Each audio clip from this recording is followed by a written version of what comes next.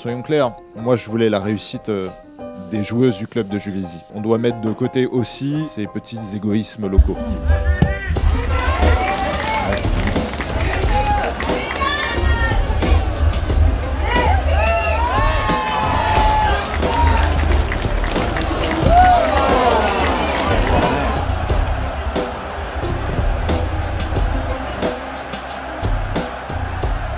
C'est un club qui a un fort caractère, où les filles se sont beaucoup impliquées dès le départ, puisqu'il y a eu les pionnières à l'époque qui souhaitaient tout simplement dire nous on veut jouer au foot, quoi. Il part de tout en bas, l'étoile sportive de Juvisy, qui crée une section féminine, qui finalement fait scission avec le club, et puis grandit, passe les étapes, monte les divisions les unes après les autres, et puis devient une référence un peu dans le sud de la région parisienne.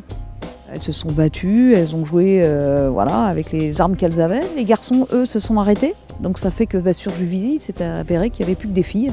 Et les filles de Juvisy par elles-mêmes ont commencé à avoir une renommée.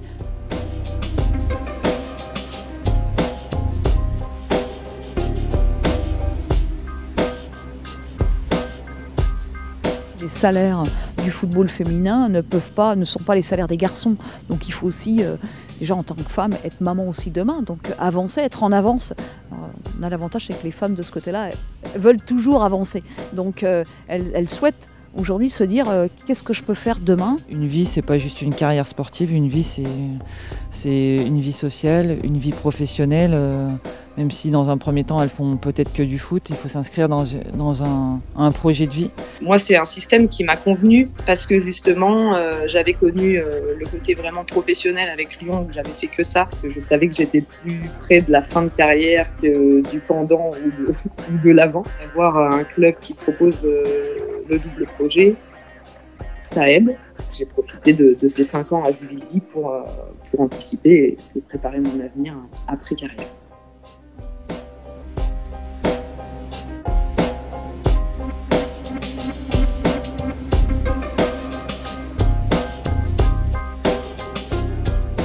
L'entraînement, ça permet de rentrer pas trop tard et puis en même temps de travailler dans la journée. Aujourd'hui, si ça serait un club comme Lyon, il faudrait s'entraîner dans la journée le matin. Comment on fait ? Moi, ce que je recherche, c'est des joueuses autonomes et responsables. Et à partir du moment où on est autonome et responsable en dehors, je pense qu'on l'est beaucoup plus sur le terrain. S'habituer à réfléchir, s'habituer à s'organiser. Dans la vie, c'est pouvoir réfléchir sur le terrain et s'organiser sur le terrain aussi. Et c'est peut-être ce supplément d'âme un petit peu qui faisait qu'elles étaient encore plus combatives que les autres.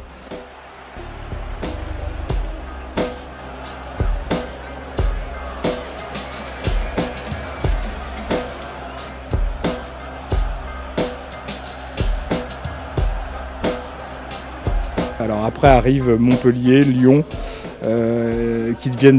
qui sont chapeautés par les clubs professionnels, et là la donne change un petit peu. Des budgets qui n'ont strictement rien à voir avec ce qu'était le budget du club de Juvisy, avec des joueuses entièrement professionnelles et non pas en double parcours comme ont pu l'être les filles de Juvisy. Pour continuer à rayonner sur le championnat de France D1, il faut avoir les moyens et mutualiser des moyens.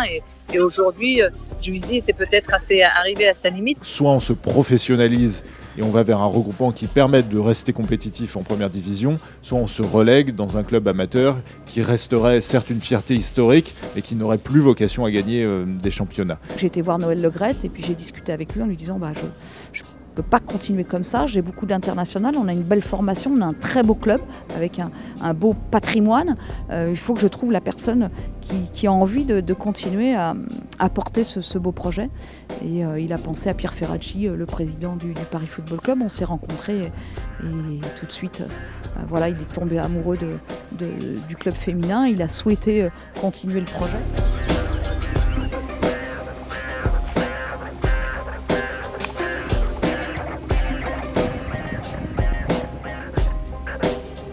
Je me suis dit, elles vont enfin avoir un statut, des droits télé.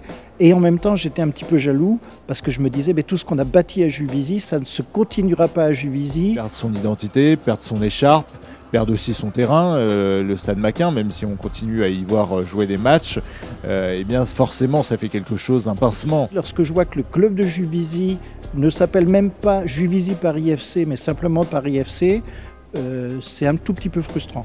Alors l'année de transition est difficile, mais voyons ce que ça donnera à la saison prochaine. Ce qui est sûr, c'est qu'on a besoin de clubs qui ont un ADN de formation et surtout un ADN historique. La fusion avec le PFC, c'est finalement un partenariat gagnant-gagnant. D'un côté, Juvisy amène sa rigueur, son âme, son expérience. Et puis le PFC, finalement, se retrouve avec une section féminine de qualité qui peut rivaliser avec le PSG, ce qui n'est jamais anodin dans la capitale.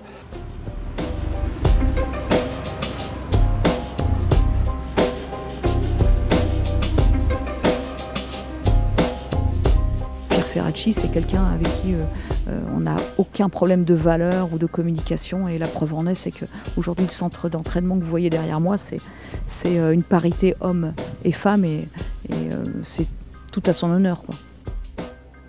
Quand on a fait l'inauguration, les filles sont rentrées, elles n'avaient pas vu le vestiaire, et moi non plus, parce que je souhaitais justement le voir le jour même et voir la réaction des filles. Vous parliez de Gaëtane, elle était en larmes, quoi. Parce que c'est une bagarre de longue durée pour arriver à ça et d'avoir la reconnaissance de leur sport.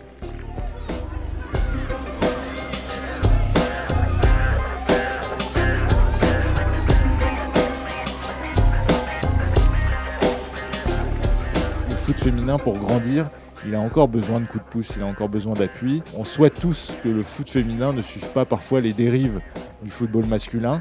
C'est une manière de dire aux dirigeants de ces clubs, aux joueuses, restez ancrés, restez enracinés, n'oubliez pas d'où vous venez et continuez d'éveiller les plus jeunes aux belles valeurs du sport.